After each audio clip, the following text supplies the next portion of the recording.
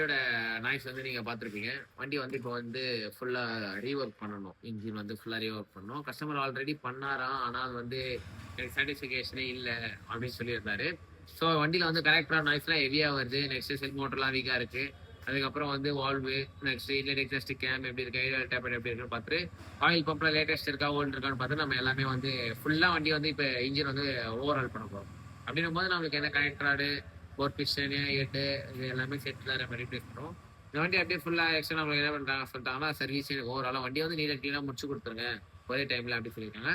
So இந்த வண்டியோட noise வந்து நான் உங்களுக்கு வண்டி இன்ஜினை வந்து ரீஃபிட் பண்ணிவிட்டு இன்ஜினை இது பண்ணும்போது நான் உங்களுக்கு வீடியோ அப்லோட் பண்ணுறோம். எப்படி இருக்குன்னு பாருங்கள், நாய்ஸ் எப்படி இருக்குன்னு பார்த்துட்டு எவ்வளோ வண்டியில் எதனா இஷ்யூ இருக்குது அந்த மாதிரினா நீங்கள் எடுத்துகிட்டு வாங்க நம்ம ஜி ஸ்காட் கேரேஜுக்கு நீட் அண்ட் க்ளீனாக பார்த்து பண்ணி கொடுத்துடலாம்.